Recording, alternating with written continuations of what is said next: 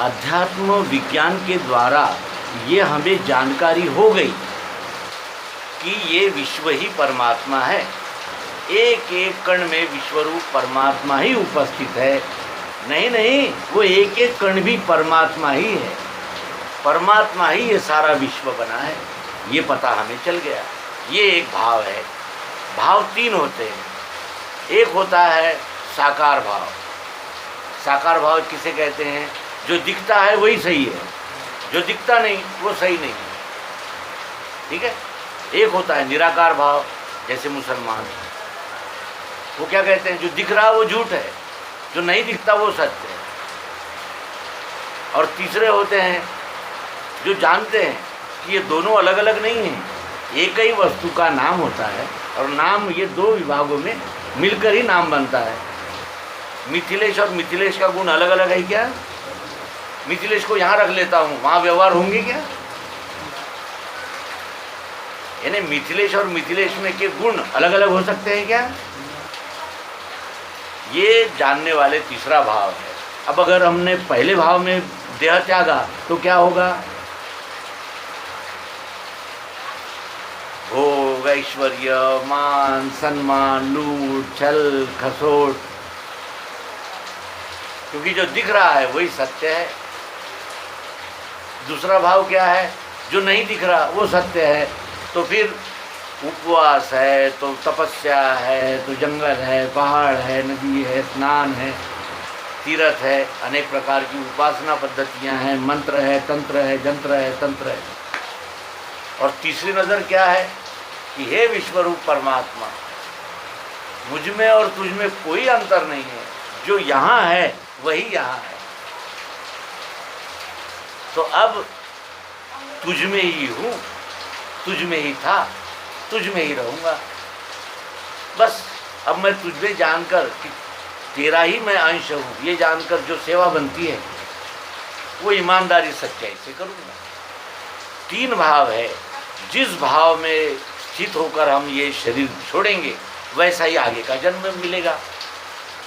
अगर हम लूट खसोट में आदर्श मानेंगे तो वैसा जन्म मिलेगा।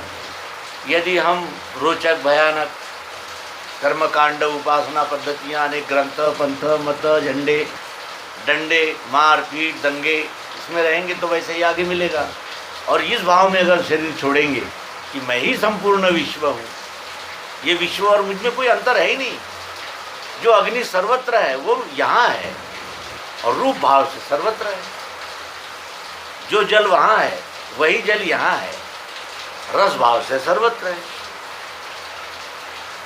इस प्रकार भाव रखकर देह छोड़ने पर मनुष्य को विश्वरूप परमात्मा में विलीन करने का मौका मिलता है, और उसे ही सत्य में मोक्ष कहते हैं। जानना, देखना, देखना, जानना और फिर उसमें मिल जाना। पिंड और ब्रह्मांड क्या है? पिंड किसे कहते हैं? ये पिंड है, एक वस्तु को पिंड कहते हैं। ये पिंड है,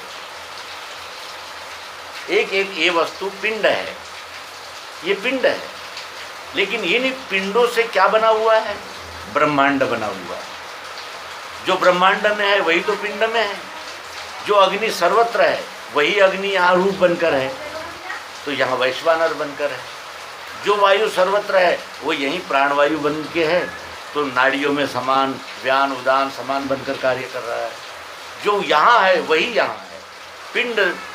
पिंडी सोई ब्रह्मांडे जान, नहीं मान सरोवर कर स्नान, ऐसा जो नानक जी कहते हैं, इसीलिए कहते हैं कि जो पिंड में है वही ब्रह्मांड में जान। मान नहीं, सुन नहीं, जान। तत्व दर्शन के द्वारा जान लो यथार्थ रीति से।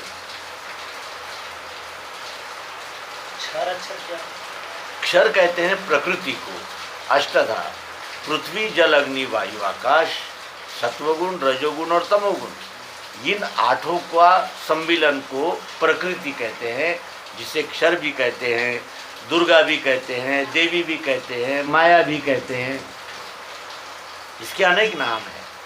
अक्षर किसको कहते हैं? दुर्गा मतलब क्षर कहते हैं, दुर्गा क्षर कहते हैं। क्षर को ही कहते हैं। 8 अंगों से जो है वो देवी। 8 अंग कौन से हैं देवी के?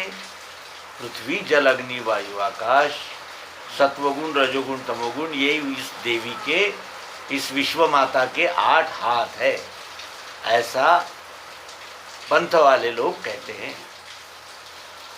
अक्षर क्या है? जो क्षर में भरी हुई चाह, जरूरत, प्रियत्व, रूप, मिठास, उसे अक्षर कहते हैं। उसे ईश्वर भी कहते हैं, उसे ब्रह्म भी कहते हैं, उसके अनेक नाम हैं। उसे अक्षर कहते हैं, जो चाह, जरूरत, प्रियत्व। और पुरुषोत्तम किसे कहते हैं? इन दोनों भावों का लय नाम में होता है। वस्तु के नाम को पुरुषोत्तम कहते हैं। वर्ण संकर क्या? वर्ण संकर होता है। वर्ण 4 होते हैं, ब्राह्मण, क्षत्रिय, वैश्य और शूद्र।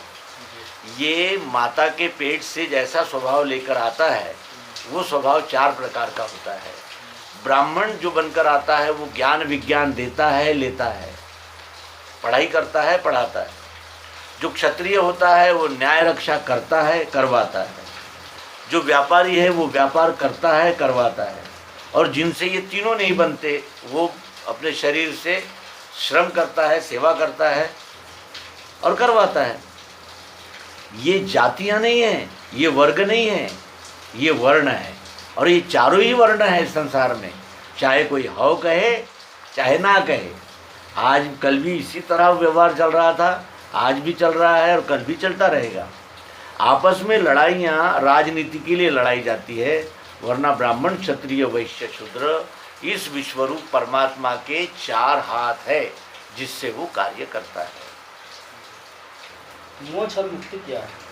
मोक्ष और मुक्ति कहते हैं, मुक्त कहते हैं स्वतंत्र होने को, मोक्ष कहते हैं मुमुक्षा को, यानी जिसे कहते हैं कि मिल जाने को। मुक्ति किससे होती है? क्या अध्यात्म विज्ञान को जानने से हाथ पांव गल जाते हैं आदमी के? क्या होता है? संशय भ्रमों से मुक्त हो जाता है। उसको अब पंथ, मत, संप्रदाय, मूर्ख नहीं बना सकते। अब वो सच्चाई को जान गया कि परमात्मा कौन है ना। और वर्ण संकर किसे कहते हैं? ब्राह्मण है, ईमानदारी से काम कर रहा है तो वो ब्राह्मण है, नहीं तो फिर वो कौन है? वर्ण संकर अगर हो गया तो वो कौन है? वो ब्रह्म राक्षस है। क्षत्रिय यदि ईमानदारी से न्याय रक्षा करता है तो वो क्षत्रिय है, और अगर बेईमानी और भेदभाव और लाच लुचपत करता है तो कौन होता है? वो दानव है। और व्यापारी अगर लूट खसोट नहीं करता तो वो क्या है? वैश्य है। और लूट खसोट करता है तो दैत्य है। और शूद्र यदि अपना काम ठीक करता है तो शूद्र है, नहीं तो वो कौन है? चांडाल है।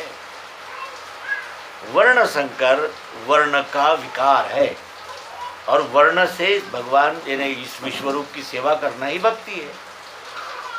भवसागर क्या?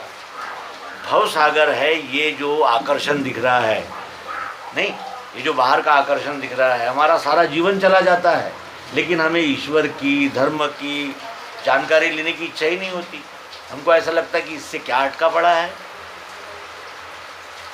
इसे ही भवसागर कहते। कहा जा यानी लाखों करोड़ों में कोई एकाध ही होता है जिसको ये भवसागर दिखता है।